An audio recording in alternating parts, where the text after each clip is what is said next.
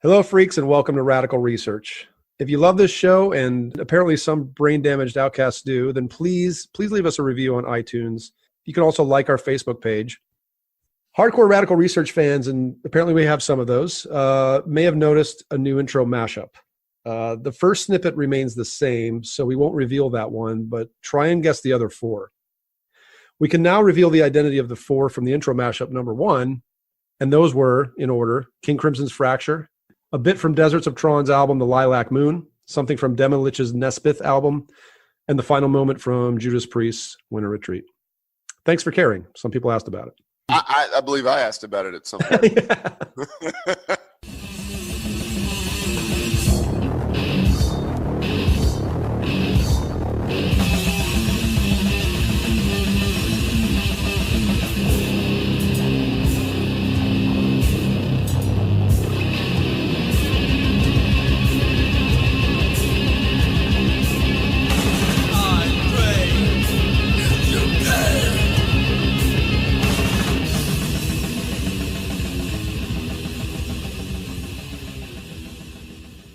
Okay, everybody, you're in for it now.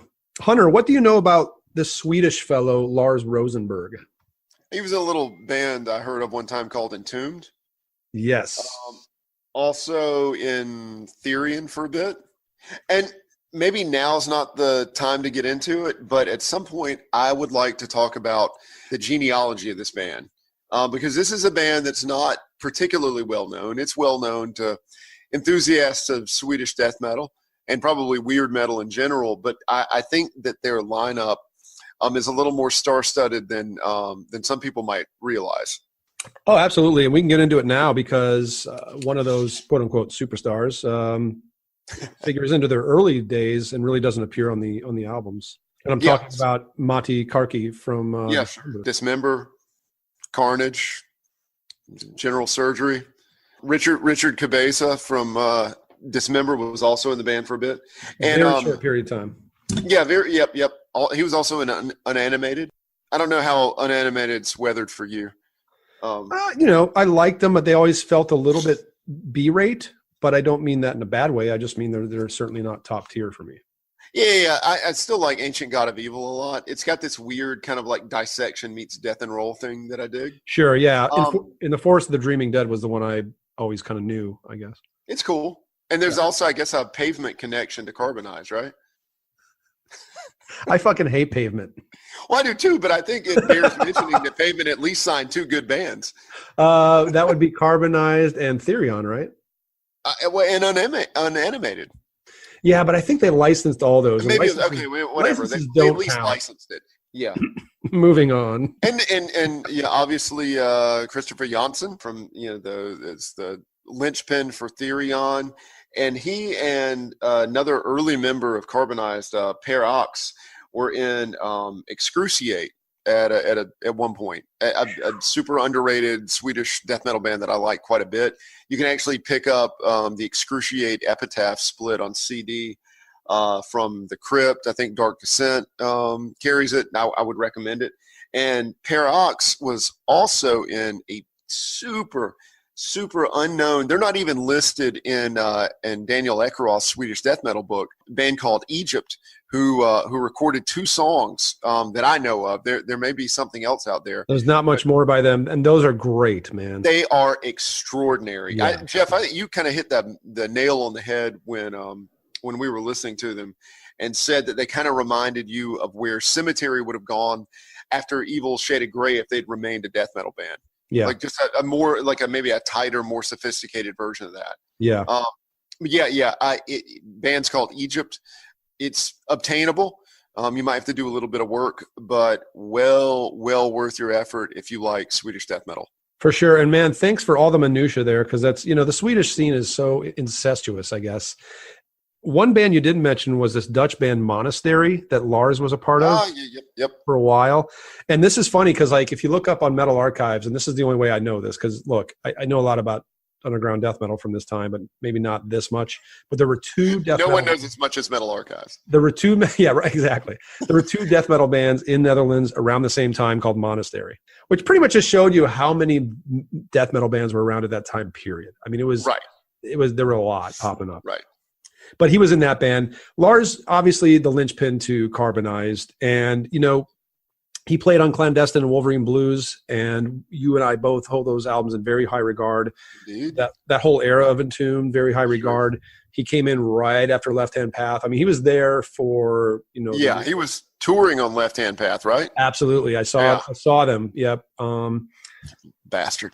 Yeah. Actually, no. You know what? I didn't see him on Left Hand Path. I saw them on Clandestine after LG had come back, but certainly Lars was up there, and he's kind of a diminutive figure. I don't compared to the rest of those guys. Sure. Short. I guess I just did, but but he rocked, man. He was always up there, right in the front of the stage, cranking it out. Because I saw them twice in the Wolverine Blues tour as well. He was the same way. He was the guy out there leading the charge. Actually, it's weird. He didn't get a lot of credit in Entombed, or at least why would he? Because you've got the other guys. Right. To mention, but kind of an underdog, and we love his band Carbonized, and Carbonized was his baby.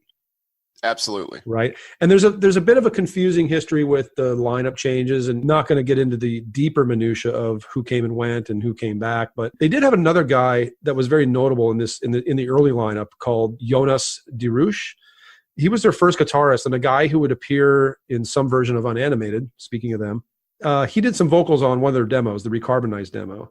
Played some remarkably kind of brain-bursting psychedelic noise when he would go into leads. We'll get into that in a bit. But I really like his contribution to sort of pre-album Carbonized. We're going to play a little clip from a song called Paradise Lost from their very first demo, Auto da Fe, which I had to look that up. The ritual of a public penance of condemned heretics and apostates. Yeah, it's like an immolation. This took place in various inquisitions back in the day. That's a Catholic idea, essentially, because it comes back. There's a very anti-Catholic element to Carbonized. I don't know if you've read into the lyrics too much, but that's what I've gotten over the years from them. I would say, just generally speaking, Swedish death metal bands don't like Catholics. Or religion of any sort, really. Right. Yeah, so this is a song called Paradise Lost. The reason I wanted to play this one was it begins with a thread that stayed in Carbonized the entire time, which was Lars's watery, kind of phantasmagoric bass. Yes. You want to say something about that? Yeah, I mean, actually, you can kind of trace that bass sound throughout the history of Swedish death metal up until, probably 93, 94, where things became a little more heterogeneous. Because it's really interesting to me because I guess with the earliest death metal day, or the earliest death grind, you think about Repulsion, you think about the early earache scene, Danny Lilker, Blackie, whatever. You have this sort of decimating bass presence, but in Swedish death metal, that's subordinated to the guitars, which are obviously just chainsaw ripping. But you have this, and too, like that watery bass sound. I haven't even thought about this actually. And generally, I'm not this smart, but this is just one of those moments of revelation that I'm having. But like that bass sound really kind of comes from early '80s British post-punk, and goth, and think about the Cure. You think about the bass sound on Cure records, like Faith in 17 Seconds. It actually kind of sounds like that. Sure. And he was, Lars himself, and this is just based on appearances. I don't know this for sure, but he was a guy that would wear like kind of eye makeup, some black eyeliner, and John Lennon glasses. He looked a little bit sort of, like his influences were coming from the Cure or the Beatles or just, some era. He kind of stood out in that sense as well. And I've always admired his bass playing. And here's the thing about Lars is he wasn't able to play that kind of bass in Entombed. They just didn't call for it. You hardly. No, I mean, you pretty much following the guitars in Entombed. Absolutely. Yeah. So anyway, this is Paradise Lost from Auto da Fe from 1989. Here's where it begins.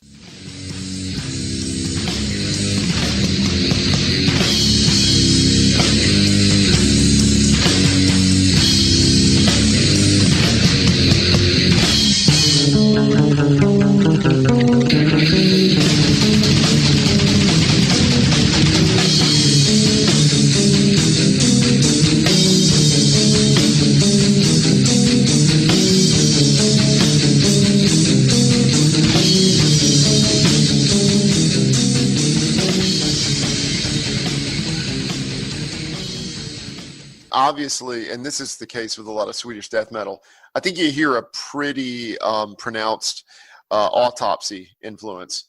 Yeah. Yeah, I like the drums actually sound a bit like Reifert to me too, but the riffs and everything, the atmosphere. I think if there were never a Repulsion or an Autopsy, there wouldn't be a Swedish death metal, at least not as we know it now. Probably fair to say, yeah. Yeah.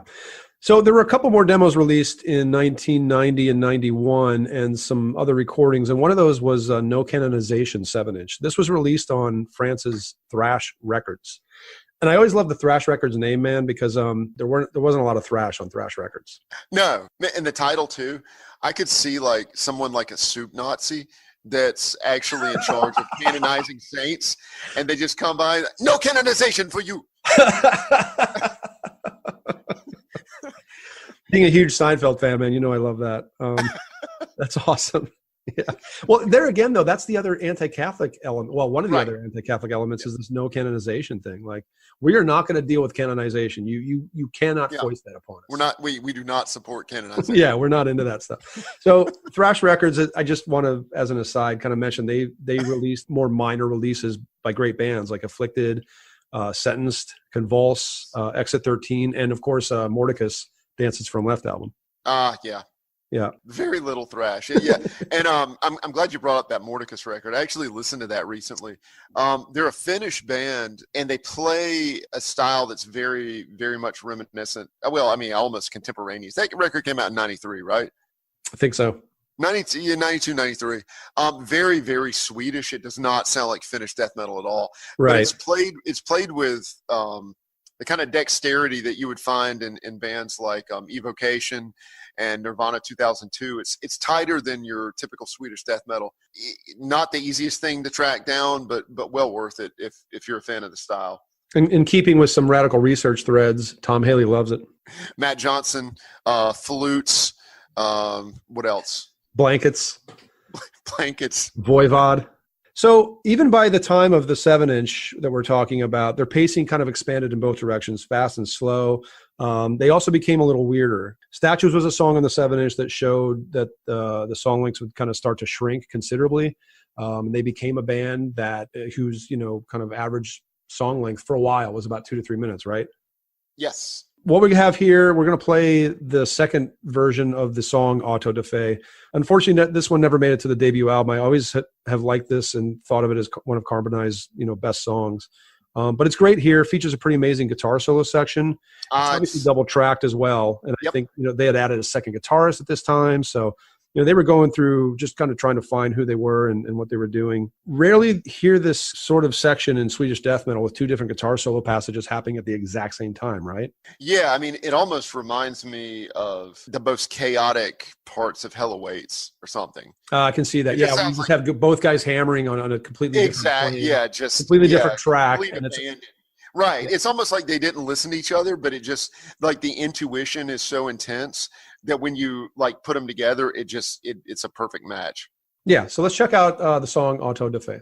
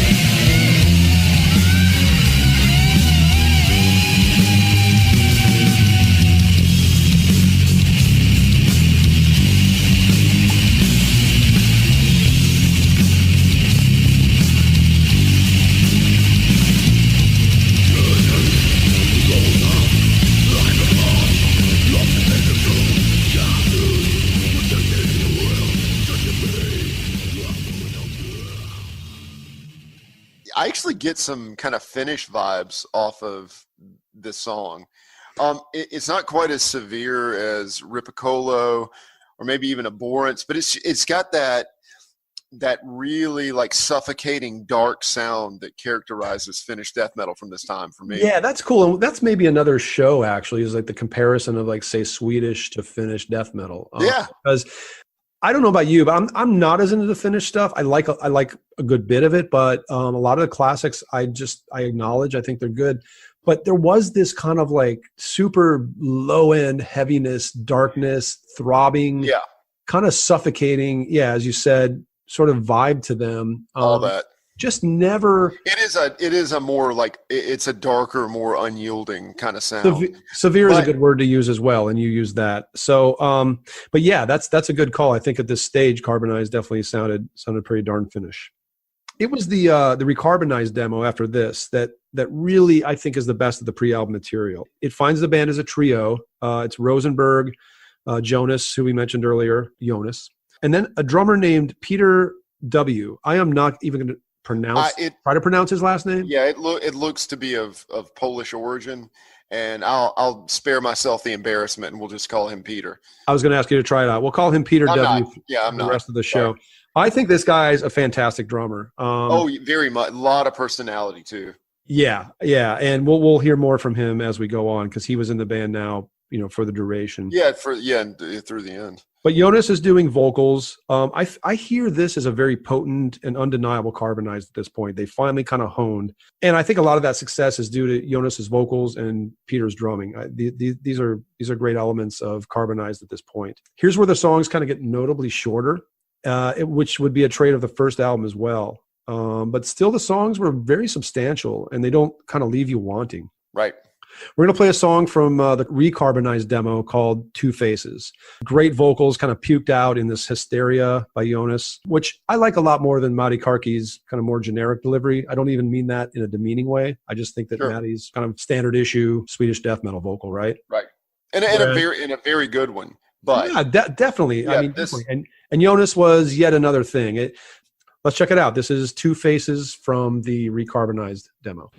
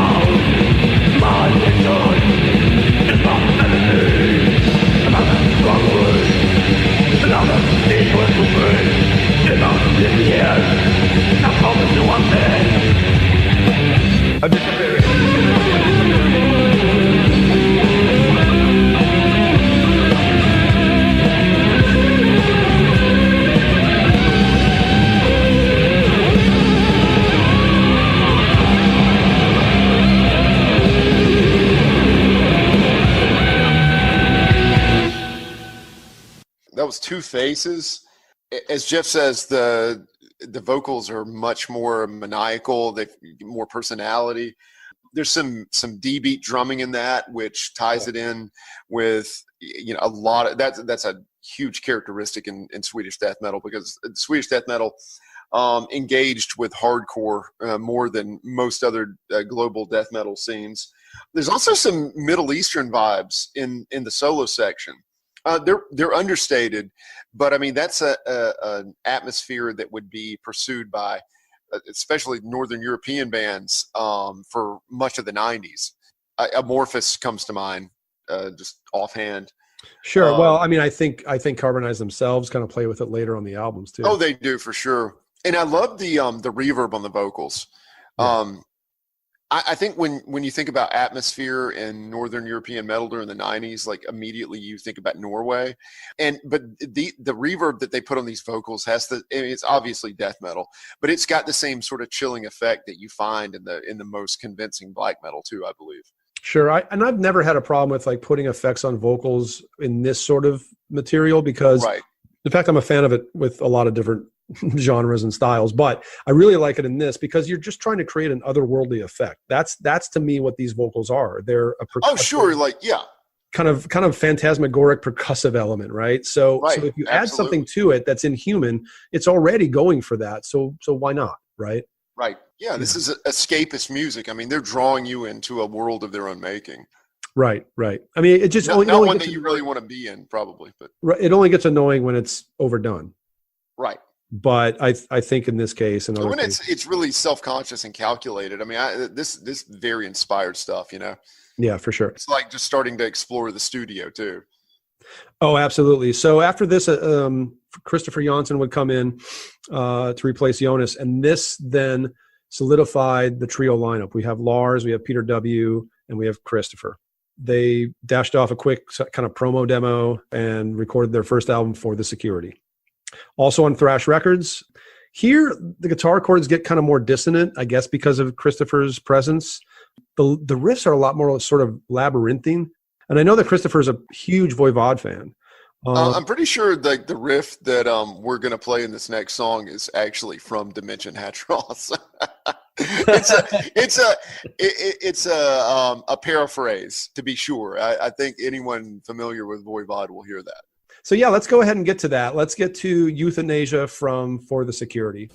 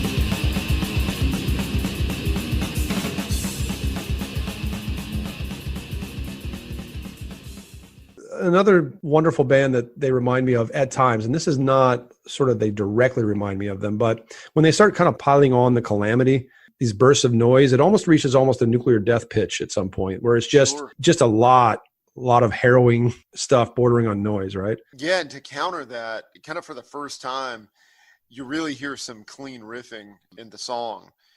Yeah, this would become a carbonized hallmark for sure. Right. And I mean that's typical of Christopher Janssen. And when they dig into those riffs, I mean it's pretty intense. Yeah, it's effective. And again, these songs, 6 of these songs are under 3 minutes. And it's kind of funny, they're not novelty songs, but that's shorter than the average in this kind of world we're talking about, right? Right. But they established this kind of compositional direction where they were just able to blast it out, get in there, mess your head up, and then get out. And it was effective. It worked. You weren't left wanting. Also want to mention the blower guitar sound. Just fat, huge, kind of cosmic sludge. Great stuff. And really sturdy drumming from Peter. Oh, yeah. He's great all over the rest of the Carbonized stuff. Especially, I love his stuff on For the Security. When he gets to blast and then syncopate and be a little bit tricky and a little bit tasty. Yeah, he's great. Going to play a little snippet from this song called Blinded of the Veil. Love this really strange break in this song, and here it is.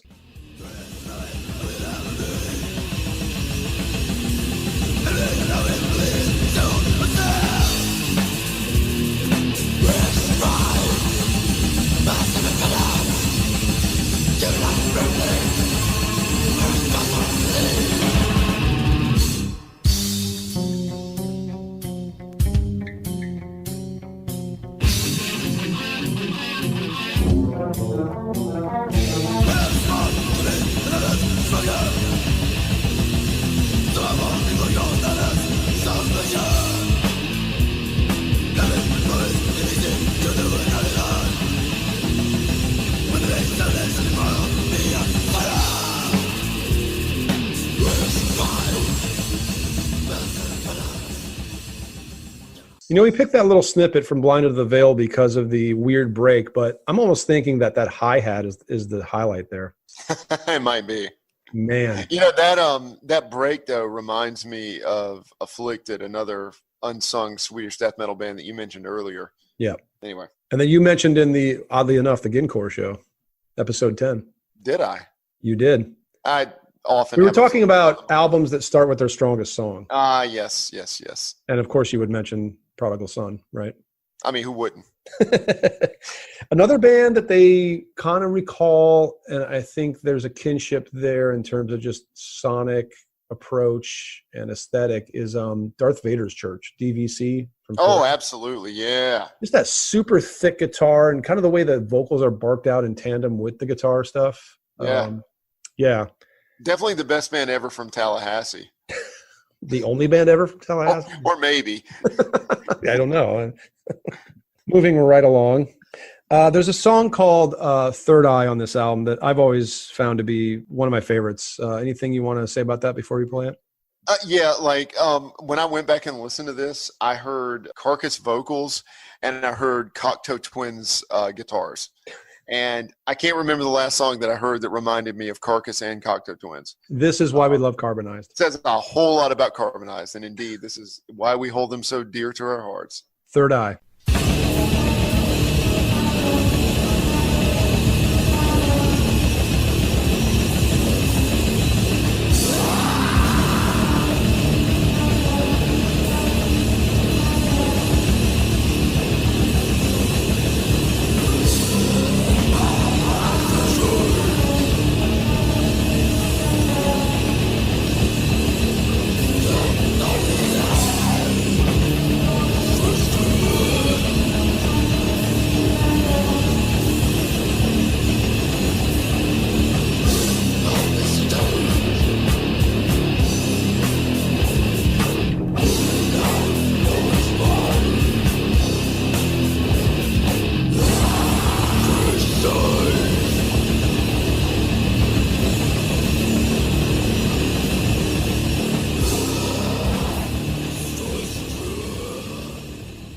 For some reason, that clean guitar kind of reminds me of some of the creepier stuff off of Spangle Maker or Treasure. They're known for a more ethereal sound that would predate dream pop and shoegaze to some extent, but like it's a weird spooky gothy element to that early Cocteau Twin stuff, and I don't know why, but I distinctly heard that here. Yeah, no, I'll leave it to you to make the Cocteau Twins Carbonized connection. That's great. Seriously, that's awesome. My favorite part of the album might be the last song, Monument. And I think it's always great when an album, especially kind of a short, sharp one like this one, just kind of comes in, trashes a place and gets out. When they end with this best song sort of scenario. I think Monument is the best song in this album. At least one of the strongest. And here we get a glimpse into these areas they move into on the second album. Yeah, I think you're exactly right there in that a lot of the sound of the song kind of anticipates where they would go, even to Screaming Machines. Definitely. Yeah, it casts that far ahead in this part that we're going to play. It brings in the noise rock approach. That's the kind of elephant in the room with Carbonized. Is like when did they first start touching on noise rock? And here's where they did it. That's it. It's a lot of fun. This is a little bit from a song called Monument, the final song on For the Security.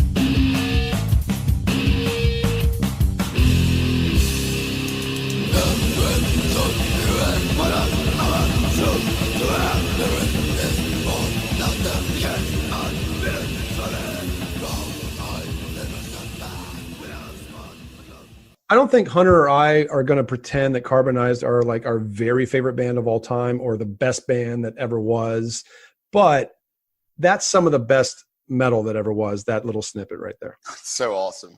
Yeah. Yeah, I mean, it bridges death metal to Amphetamine Reptile and early Godflesh. And also underscores why we really do think Carbonized are that special. Just the sort of like areas they were willing to go pretty early on. And then they would just keep building on it. They never kind of went back. They probably didn't have long enough a career to really just kind of. No, and I mean, yeah, it's just this fearless melding of musical dialects. And sometimes it almost borders on whimsy. As we're going to hear. Yeah, just wait, guys. Yeah. But still, like, I just love, you can hear the enthusiasm for all these different things and this need to, and I wouldn't even say it doesn't even feel like a conscious thing to me. It feels like three guys with wide taste in a rehearsal room, and these things just kind of came about naturally. Oh, absolutely. I mean, I know we talk about we talk about Voivod, and rightly so, but there were other impulses in bands that they were influenced by that just kind of gave them the balls to just be this brave. And every time I think about like the evolution of their albums, I think of a band just kind of like twisting themselves off of a cliff, and just like right. We're going to try every time. This is going to, because it's always a pretty drastic shift from album to album, as we're going to hear. And I guess that's a good segue to get into 1993's Disharmonization. Let's do it. This is, I think without a doubt, their most well-known record. Yeah. This is how I found out about Carbonized. For sure. And this is where we begin to depart. And I believe that will be evident when we play this next song, Spanish Fly. Yeah, this is a huge next step. And you talk about whimsy. I think Spanish Fly kind of shows some of that unchecked experimentation at this point that they were willing to embrace. So two bands from Europe would have the title Spanish Fly within a couple of years of each other, England's Fudge Tunnel and Carbonized. Oh, nice. Leave it to you to bring up the Fudge Tunnel, because I definitely wouldn't. I actually, when I was a kid, really liked Hate Songs in E minor. We're going to play Spanish Fly. This comes in kind of at the middle of the album. There is some stuff that happened before it on the album that I want to talk about, but let's. I think there's a pretty interesting division on this record, actually. Yeah. We definitely need to address that. With Monument and Third Eye and Blinded to the Veil and Euthanasia in Our Minds, let's get into Spanish Fly and see where they were at like 2 years later.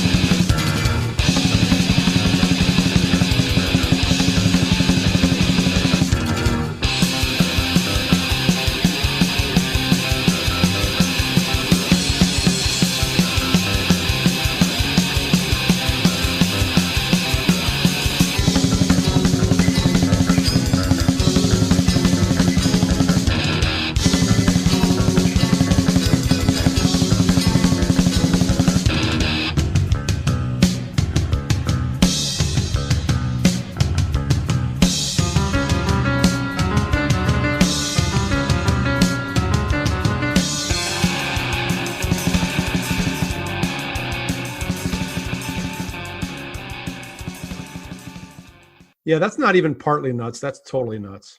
Completely. And I don't know if you heard it, but I hear some disharmonic orchestra in that, a favorite band of ours, and one we covered in episode 4. Even the bass line sounds a lot like Disharmonic's bassist. Very much so. And it hadn't occurred to me until we played it, until you mentioned it. I mean, absolutely. Another band that came to mind when listening to this again was Early Thought Industry. Oh, wow. Yeah. I heard some songs from Sex on that. Yep. Yep, I hear that. And another really interesting thing, and it's prescient that you brought up disharmonic orchestra, because one of the things, and we talked about this in that episode, one of the things that characterized that band was that clear separation of all three players, and you really get that on disharmonization. Yeah. Like for the first time in Carbonized, because everything else had, it's sort of been cooperative, but on this album, you really get three players playing three very different things to produce one singular sound. Yeah, I would agree. And I think the production is so kind of spacious and sort of clean. And very dry. Very dry. When I first got it, I thought it was too dry and too clean, really, for my taste. But then I started to realize, well, it really works for a trio formation and the kind of music they're playing. Certainly. I think I wanted something bigger, deeper, rounder, heavier. But no, I've come to love that. It's probably no secret that this is our favorite Carbonized album. Yes. But I have to say, over the years, For the Security has really become a close second for me. Oh, their death metal stuff has definitely become dearer to me. Because they were just peaking out on that album in terms of like, here's our death metal peak, and then we're going to move on, right? Right. I want to talk about the opening of Disharmonization. I coming off of For the Security, it's pretty shocking. They just throw down the weirdo gauntlet completely. The first song is called Frozen Landscapes. And to me, it's a very Cure-like, kind of dreamlike atmosphere, prominent acoustic guitar. Yes. It's instrumental, but it's not just simply an intro. It's 4 minutes. Yes. And then this Duran Duran-esque bass line comes in.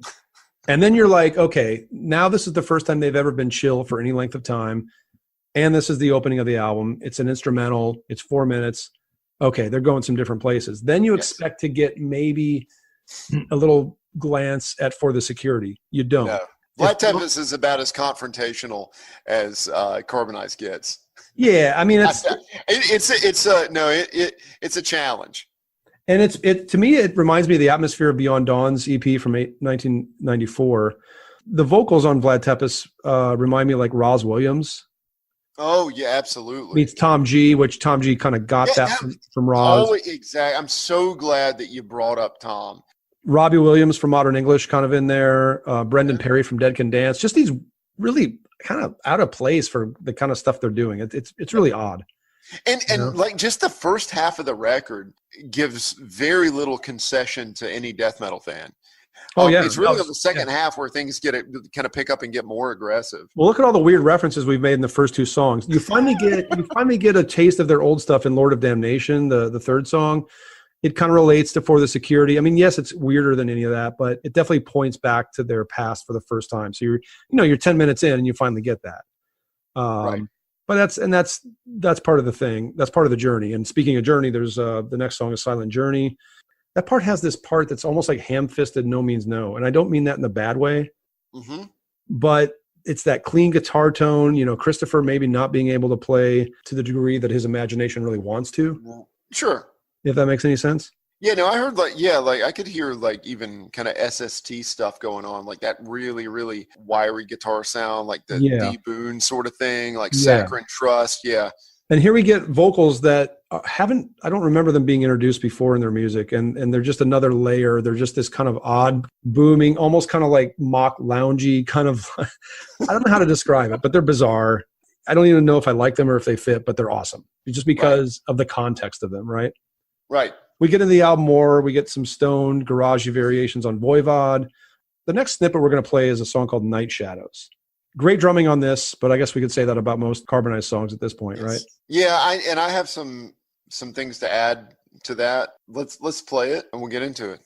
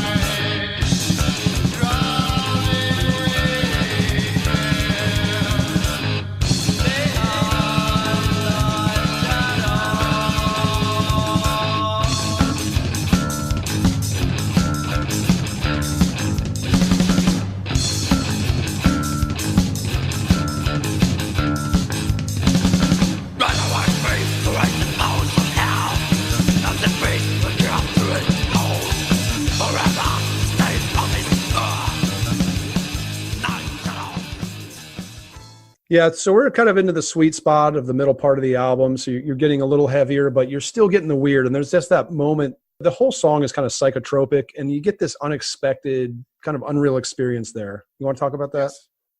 Yes. Yeah. Again, like you get that sort of gothy bass line, but then it introduces the really oddly geometric dimension of this band. And you mentioned No Means No, which is totally appropriate. I didn't get that. I started thinking about like cuneiform bands, but then my head immediately went to Japan, and I started thinking about bands like Ruins and Happy Family and Korekyojin. Okay. Just that kind of like pared down bass and drum heavy rock and opposition oriented influence kind of a thing. And I think you get that in more than one instance on this record.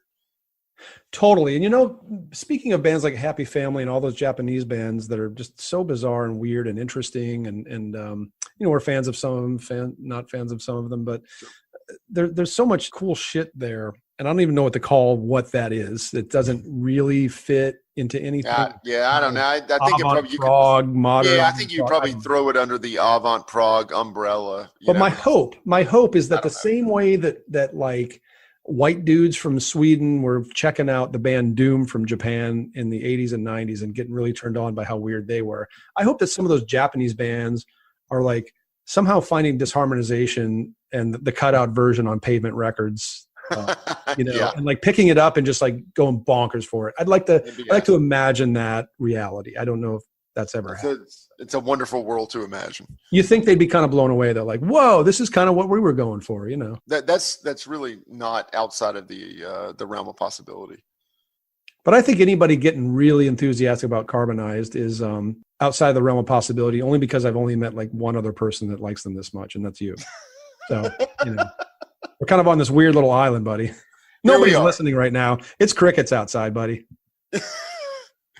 Maybe this podcast will make a believer out of, one or two other people that can share the island with us. This might be the last one we ever do and just be like so poorly rated. We're going to keep cruising through disharmonization. This is a song called Voice of the Slain Pig. The past participle of slay is slain if you really want to get super picky, but we're going to give him a pass. I mean, artistic license and all that. Guitar weirdness near the end here, a very, very killer moment. We finally get a heavier guitar tone. At least they've been working toward that. And you mentioned something a little bit earlier in the disharmonization discussion, Hunter, that this album kind of does something. It kind of coalesces, or it sort of like it morphs as it moves on. What did you mean by that? Well, I mean, the beginning of this record is almost a confrontation against any kind of expectation of a death metal record. True. And as it moves on, it starts to fold in those death metal tendencies in subtle ways, really. I mean, it's obviously not a strict death metal record. But one of the things that always struck me about this is the separation between the three instruments. And not that this is accurate or anything, but another band that always comes to mind when I think about that is Into Another. And especially on Ignaris, where like Tony Bono and Peter, what's Peter's name? Moses. Yeah, sorry. Yeah, where like Tony Bono and Peter Moses had this really interesting contrapuntal dialogue throughout pretty much everything. And I always kind of found that to be the case with this record. And I think there's also a very, very pronounced Voivod influence on this song. And I've never heard you mention this band. What is it? Void? What is that? Void. There's also that band Night Red or Prince Auburn or something. Some fucking band from England. You may have heard of them. It kind of reminds me of that shit too. But all right, without further ado, let's hear how a slain pig sounds.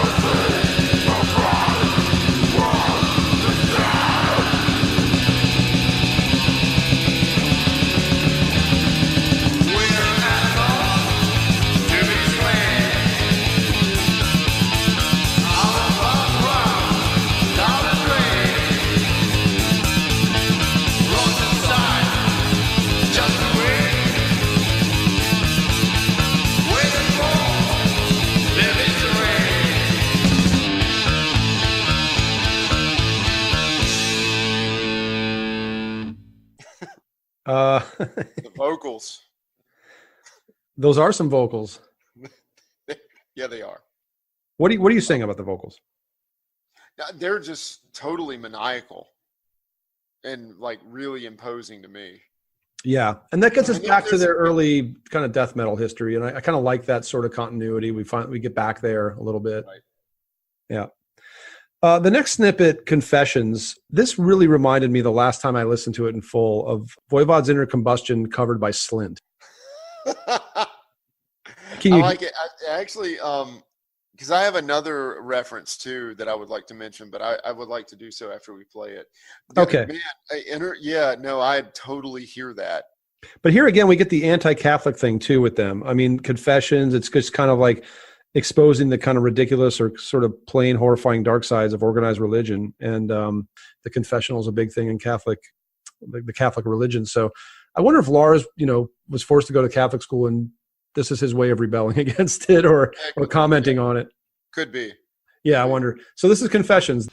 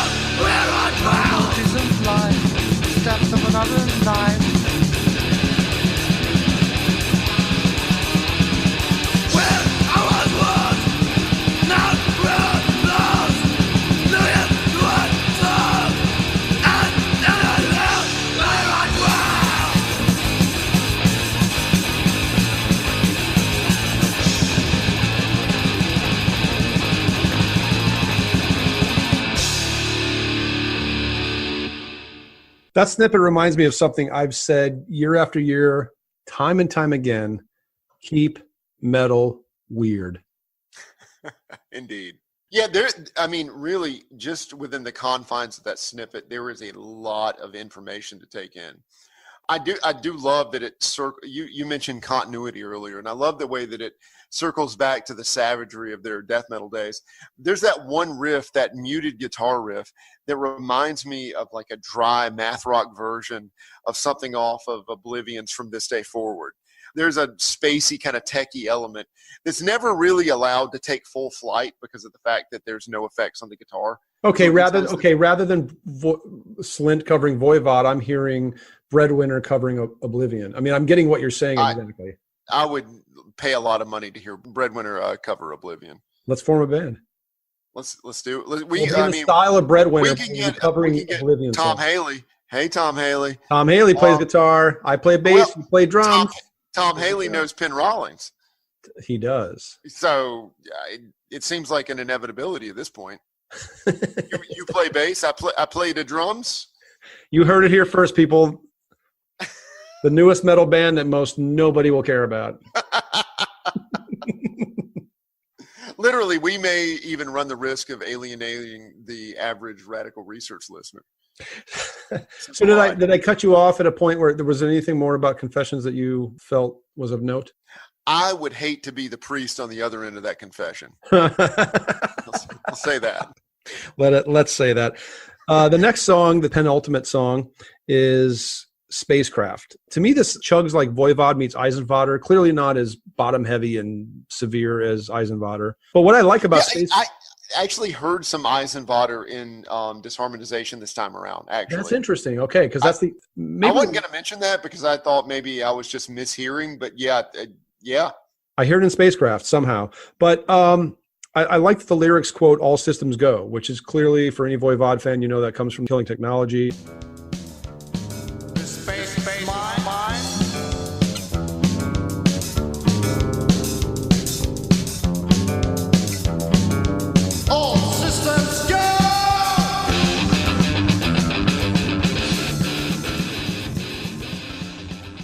And then the album ends with "Whip Me, Darling." It's just over a minute long, and the guitar line makes zero traditional sense. So, like, I love that they've ended it on a really eclectic, bizarre note. Something else that I find notable, I don't know if you and I have ever discussed Carbonized in this context, but we've certainly discussed the idea of honorary Norwegian weird metal bands, right? Right. Hail Spirit Noir is kind of a modern one that reminds us of the vibe of Norwegian bands that we like. I think Carbonized were this honorary Norwegian band in the sense of their being so daring and strange and interesting. Sure. You're on board with that? Oh, absolutely. Yeah. Speaking of experimental, here we go. This is the third and final album by Carbonized. This was it for them. It was an album that came out 3 years after disharmonization called Screaming Machines. This thing was described as Christopher himself, the guitarist, as the worst of Sonic Youth, Syd Barrett era Pink Floyd, Old Black Flag, and Voivod. That's a quote from another source, but when I spoke to him about it when I was writing Mean Deviation, he also added comparisons to Primus and Zappa, but he was always careful to say it was the worst of. That's probably true. What do you make of that? Because we have an odd relationship with this album. I think we both think the same thing. I have a grudging love for it, yet I kind of hate spots of it. I would say grudging love almost seems generous to me. I've had this record for a very long time. I've revisited it over and over, hoping to crack its cryptic code, but I've never been able to do that. Yeah. For me, it's an essential curiosity, but it's never going to be an album that I will love. I can see like an essential curiosity in quotes when they do the reissue and they do the sticker for the cover. Like Hunter Ginn of Radical Research says it's an essential curiosity. That's the best quote they were able to get from this. that is conditional praise, like in the least. Well, it's weird. Like it almost seems like them kind of waging a war against their last 3 listeners. I mean, it's a challenge. Oh man, that's another great quote. Well, okay, all 3 guys are credited with vocals on this album, and I think that's the element that sometimes makes this a sour listen. Because I'm not sure who's doing what. Yeah, there's some really bad vocals on this album. Really bad vocals on this album. They also kind of ratchet up the noise rock element. There's no doubt about that, right? Oh, certainly. I think even the drum sound is an attempt to get like towards like in Steve Albini production, but they're not quite able to do that. Yeah, really good call. It's too compressed and too digital but which kind of makes it an interesting European mutation of that sound. But still, they're clearly aligning themselves with the American noise rock underground on this. Yeah, for sure. And I mean, it definitely, one thing I like about this album is there's not much to love in the actual material, but I like the attempt. I mean, I like that these 3 guys stretched into this area they'd never get a chance to with any other bands, even Therion, when they got got exploratory. Screaming Machines represents a whole other vibe. And but here's the thing. It definitely does have some hallmarks of their earlier sound. You got to kind of tease them out through some really difficult stuff. So let's just get to the first snippet while disharmonization is kind of fresh on our minds. And this is a song called Circles, and we'll talk about it when we get back.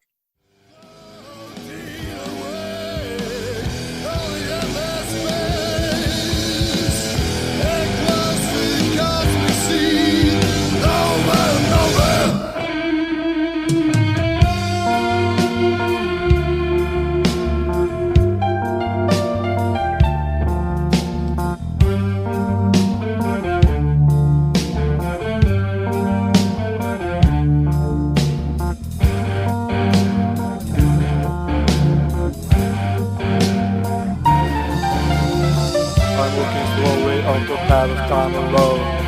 I don't know what I'm searching, but I know it will go. I've seen the time of the music slowly pass away. I'm going. Endless searching for the cosmic horizon. I don't know where I'm going into the lost time.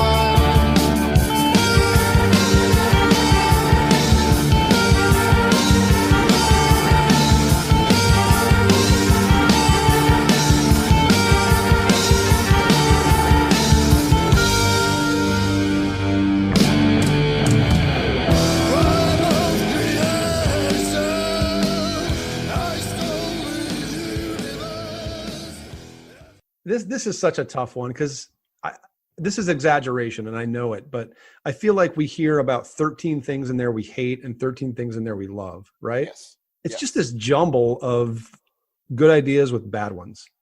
You know, and I mentioned Danzig, you know, like conversationally while we were playing it, right? But it's more like bad Babylon whores or something. Oh, man, no. Leave it to you to bring up some bad massacre band. Babylon Whores. No, wait a minute. Babylon Whores was misanthropy? Yeah, they were Spine Farm. Oh, I was thinking of Babylon Sad. No. Babylon Whores, the Finnish band. The Finnish, you know who Babylon Sad is, though, right? Yes, I do. And this is why we have no friends.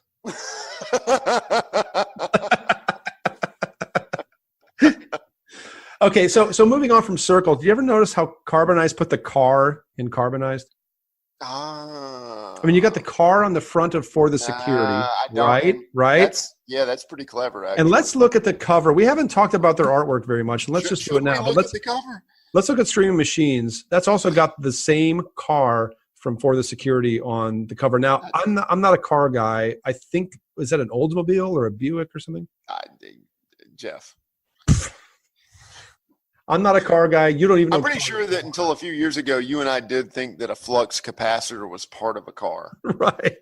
Turns out it's not.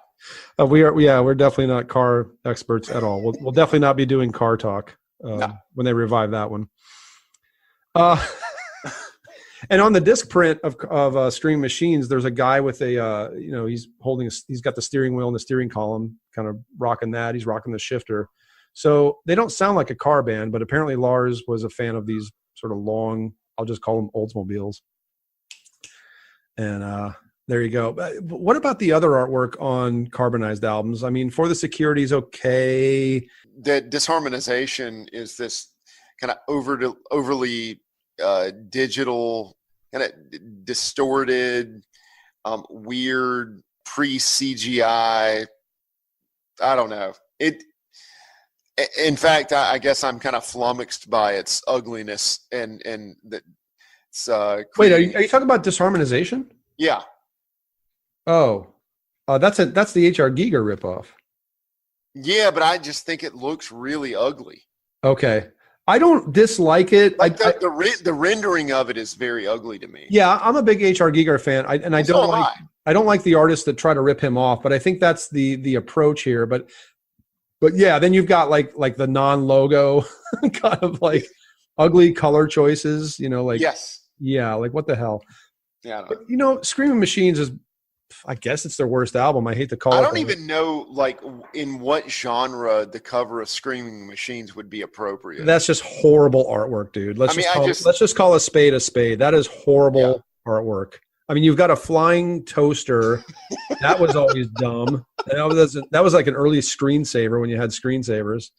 You have an open refrigerator, and the rendering is just dumb cartoon childish shit. Yes, puerile.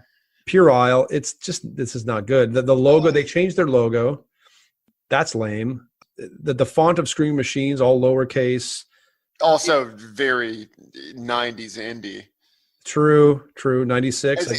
They're literally, I don't know that there's one redeeming feature to that artwork. I like, okay, there's two mannequins at the forefront of the artwork, and they look like they're crash test dummies, basically, and you've got the car. So I guess that makes some kind of dumb sense. I guess. Screaming machine. It doesn't make it good. Toasters and cars are machines. Maybe the the crash test dummies were screaming because I guess and toasters kind of scream when the toast is done, maybe. May I point out, though, the male crash test dummy has a cape and flared blue jeans. What the Moving on. Anywho, talk to me about Scream Machines, stuff that we're not going to play. Is there anything that you kind of want to point out here?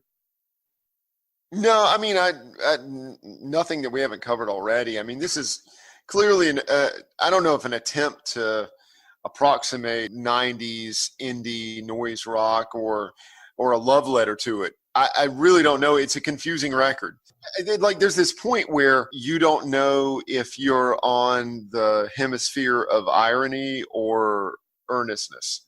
No, I mean, great point. Great point. And this album explores both of those poles and can't quite figure it out where it wants right. to. Yeah, I can never find the divide.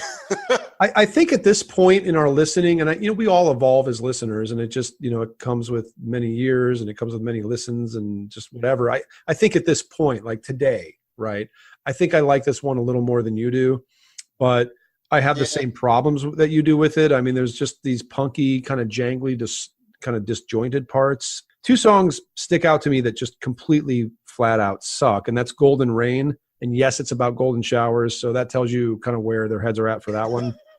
It's just dumb. I don't care for the Mentors. I don't want that coming into Carbonized. No. And the song I Want to Die, that's like just shit punk of the worst kind. It's terrible.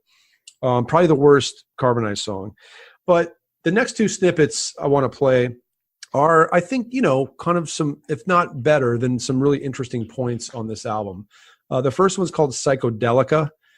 Lame title, I'll give you that. And it's kind of dorky. It's kind of ham-fisted. It's some post-rock meandering, but there's an accordion on this, okay? And that accordion was played by this guy named Rex Geeslin, who you may have read in conjunction on some of your CDs or albums in conjunction with Montezuma Studio. And quite a few noteworthy albums were recorded at Rex's Montezuma. So I thought that was kind of interesting that he played accordion on this song we're going to play. But Montezuma is known for like Twilight of the Gods, Requiem, and Blood on Ice by Bathory, little Swedish combo you might have heard of. Maybe. Some album called Octagon that I don't remember because I had that part of my brain removed. I stored its sound in my memory banks because that's up there with Saint Anger for me. It was expensive surgery, but worth having. Yeah, I'm sure. I recommend it. Rex also did engineering and studio work on Therion's Beyond Sanctorum and Symphony Masses, and Therion will figure into both the great albums in a little bit. We'll talk about that in a little bit. Edge of Sanity's Unorthodox was done there. We've talked about that on episode 2. One Cemetery album, some Memento Mori stuff. I know that probably pricks your ears up. A little bit. Check out my most recent playlist, folks. That's right. And 3 very different Candlemass albums, Ancient Dreams, Chapter 6, and Dactylus Glomerata. Love all those, but you couldn't have 3 more different Candlemass albums than that one. But that's what came out of Montezuma, and this is Rex Geeslin on guest accordion on Carbonized Psychodelica. We are not responsible for what you might think and how this might make you feel.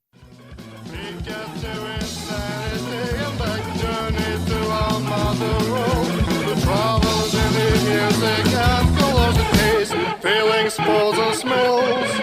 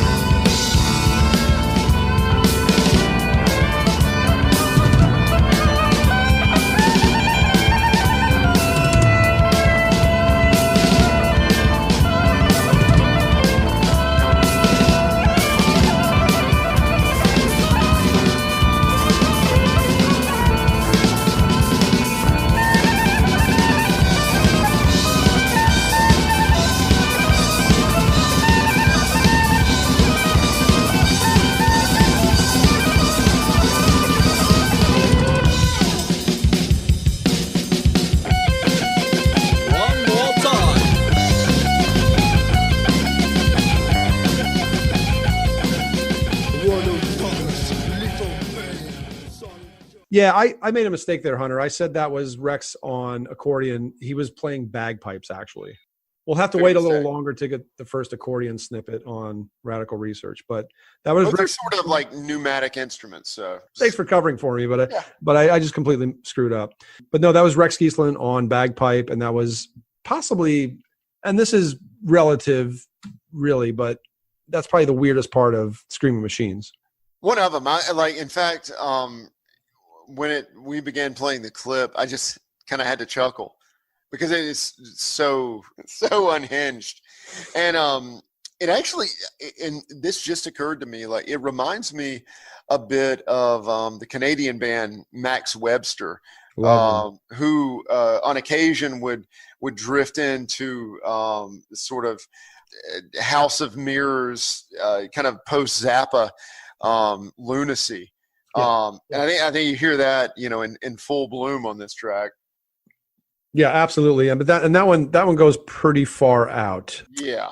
It's worth noting at this point, this thing came out in 96, and this very trio of Carbonized, who form what we'll call the classic trio of Carbonized, all the albums and everything, they're the core lineup on Therion's fifth album, Theli, I don't know how you say it, Theli. I thought it was Theli, but I don't know. Theli, yeah. So, and kind of not surprisingly, it's a really strange one. It's a weird album. It really was a left turn for Therion at that point. But unlike, say, something like Into the Pandemonium for Celtic Frost, which just at the time was not successful, I think that's fair to say, this was a commercial success for Therion. Christopher was just about ready to knock it on the head because he just wasn't getting anywhere with the band. And yet these three guys from Carbonized are part of Theli, and it just kind of broke Therion into this new world where they've kind of just been ever since, which is this operatic, gothic, metal, very bombastic kind of stuff. I'm not a huge fan of this era of Therion. I think you and I pretty much stopped after Symphony Masses. Me too. Weirdly enough, we agree on that. But I think it's something that I respect because just how far out it was and how much success they had with that. I think I'll always support the underdog on that one, right? Sure. But, when I was talking to Christopher when I wrote Mean Deviation in the interview, he mentioned how he was quite well aware that this was sort of like they're Into the Pandemonium in terms of the risk they were taking and the budget they were spending. Yeah, like a 2112 kind of a... Exactly, like a make or break. Make or break, we're going to do what's in our hearts. It's not going to be what anybody's expecting or what the record company wants, but this is what we do. And suddenly it actually becomes some kind of success. And I think in hindsight, most people would think Into the Pandemonium is a great success for everything it spawned. We say all that because it's pertinent because this trio of guys in Carbonized were a huge part of that album and that success. But some of this album just sounds like they're trying to force it, like a kind of an unnatural weirdness and a forced weirdness, right? Yes. And I think Yoda said, like, the unnatural must naturally come, Hunter-san. Am I right? Indeed. So let's go out on a good note for all the weird reactions we have to Screaming Machines. Let's go out with Fever. This is a cool song, especially its last moments that we're going to play for you. Let's listen and talk when we get back.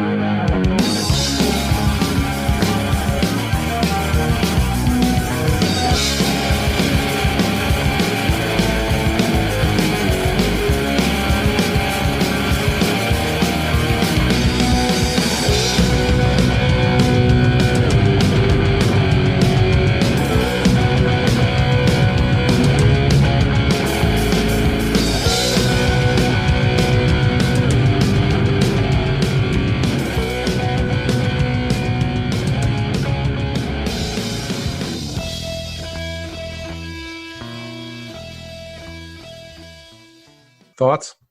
I mean, they're actually making kind of directly emotional, maybe even kind of moving rock music there. Yeah, I agree. I mean, it sounds very sincere.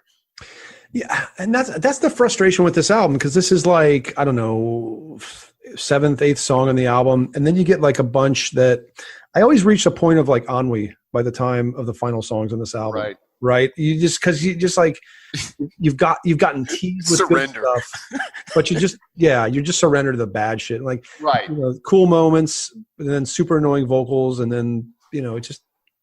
No, it's a very taxing listen. Yeah. It's a gesture of commitment, I suppose. Yeah, I mean, just there's ingenuity here, there's greatness here. I just feel like we got a better version of Carbonized in the first 2 albums. And yeah, I mean to your point, like that's one of the frustrating aspects of this record, is that it allows you to glimpse its greatness very occasionally. And then it recoils and just does more like weird, frustrating stuff. Yeah, I mean, but I think still we applaud the ambition of Carbonized, especially in this era, the tough Scream Machines era. They split up after this, probably at the right time, because, I mean, where do you go from here? Yeah. They left a legacy of otherworldly weirdness and super sick darkness For the Security, their demos, disharmonization, and we're happy with that. I think there's probably a tangible reason that you mentioned earlier, is that Therion really began to take flight commercially after this. It did. Christopher Johnson probably didn't even have time for anything else. That's exactly it. That's a really good point. Christopher just went straight for the whole Therion thing in this new era. The other guys fell off pretty quickly. I don't know. They didn't. I think they were on the next album, which was more of like a EP and some covers. They fell off of Therion as well, Peter and Lars. But yeah, Christopher kept that going. Lars hasn't really been heard from much since. Peter and Lars were in a doom band called Serpent, who I found extremely boring. And there we are.